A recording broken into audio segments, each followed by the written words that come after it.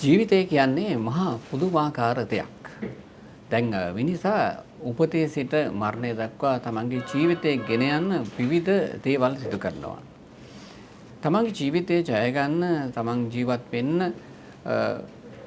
කටයුතු කරන අතරේ ඔහුට විවිධ දේවල් ක්‍රියාත්මක කරන්න විවිධ දේවල් සිදු කරන්නට ඔහුට සිද්ධ වෙනවා මේ ජීවිතය ගෙන යන්න තමන්ගේ කාලය තුලදී.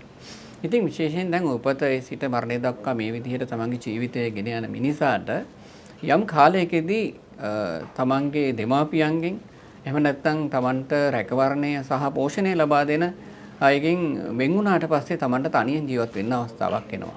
ඒ කියන්නේ තරුණ කාලෙදී අපි කියන්නේ උදාහරණයක් දීපොත් අපොස සාමාන්‍ය පෙළ එහෙම නැත්නම් අපසු උසස් පෙළ විභාගය පස්සේ උන්ට සිදු වෙනවා යම්කිසි තමන්ගේ ජීවිතය ඉස්සරහට ගෙනියන්න යම් දේවල් සිදු කරන්නට. ඒ කටයුතු වලදී ඔහුට විශේෂයෙන් කරන්න තියෙන දේවල් අතර තමයි රැකියාවක් කරන එක. එහෙම නැත්නම් ව්‍යාපාරයක් කරන එක. දැන් බොහෝ දෙනෙක් ව්‍යවසායකත්වයට යොමු වෙනවා. සමහර අය රැකියාව සඳහා යොමු වෙනවා. දැන් එතකොට මේම රැකියාව යොමු වෙනකොට දැන් විශේෂයෙන් රැකියාව සොයා ගැනීමේදී ශ්‍රී ලංකාවේදී ශ්‍රී ලංකාව තුල රැකියාව සොයා ගන්නවා. ඒ වගේම විදේශ රැකියාව සොයා ගන්නවා. ශ්‍රී ලංකා විදේශ සේවා නියුක්ති කාර්යාංශය විදිහට අපිට කියන්නට තියෙන විදේශ රැකියාවක් සොයා ගැනීමේදී ශ්‍රී ලංකා විදේශ සේවා නියුක්ති කාර්යාංශය නිරන්තරයෙන්ම ඔබ වෙනුවෙන් කැප වී සිටිනවා. ඔබට තොරතුරු ලබා දෙන්නට ශ්‍රී ලංකා විදේශ සේවා නියුක්ති කාර්යාංශය සූදානම් සිටිනවා. නියාමන ආයතනයක් විදිහට ශ්‍රී ලංකා විදේශ සේවා නියුක්ති කාර්යාංශය නිගමනික ශ්‍රමික ප්‍රජාවට පහසුකම් සලසන වගේම බලපත්‍රලාභී විදේශ රැකියාව නියෝජිත ආයතන නියාමනය කිරීමේ වගකීම සහ එකම ආයතනය තමයි ශ්‍රී ලංකා විදේශ සේවා නියුක්ති කාර්යාංශය. ඉතින් අනාගත සීන සැබෑ කරගන්න සිටින තරුණ ප්‍රජාවට අද ඉතාමත් වැදගත් තොරතුරක් ගෙන එන්න තමයි සූදානම් වෙලා තියෙන්නේ.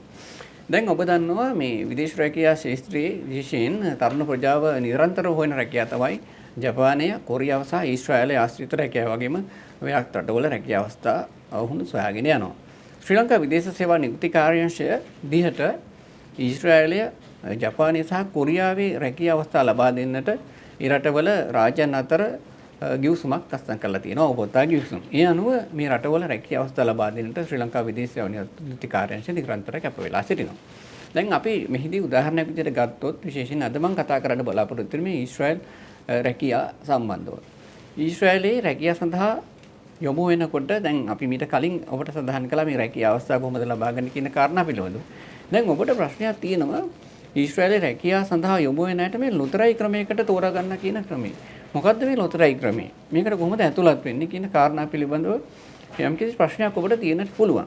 ඒ ප්‍රශ්නය අද මේ වීඩියෝ එක නැරඹුවෙන් පස්සේ ඔබට අවසන් කරන්න එහෙම නැත්නම් ප්‍රශ්නෙට උත්තරයක් දෙන්නට තමයි මම මේ උත්සාහය ගන්නෙ.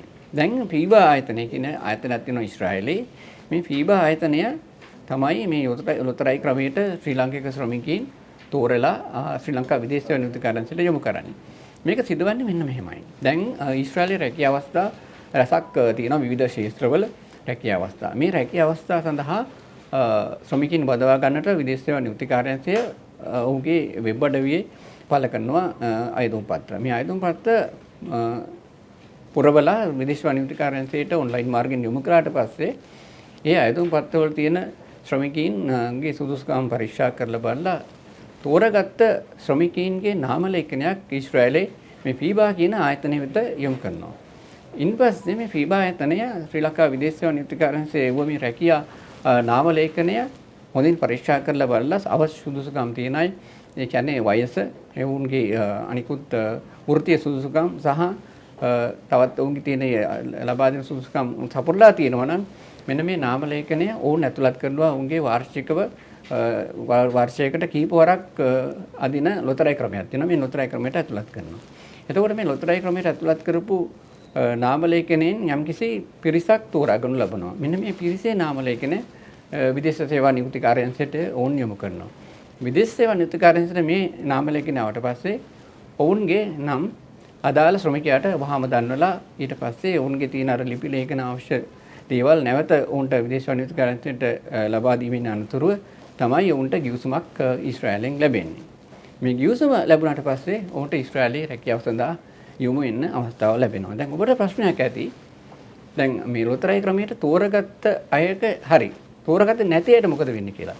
තෝරගත්තේ නැති රට අසාධාරණයක් වෙන්නේ නැහැ. මොකද මේ ලොතරැයි ක්‍රමය කිහිප වාරයක් කරන නිසා ලොතරැයි ක්‍රමයට තේරුම් නොතේරුණු අයටත් නැවත වරක් ඒ ලොතරැයි ක්‍රමයට ඇතුළත් වෙන්න පුළුවන්.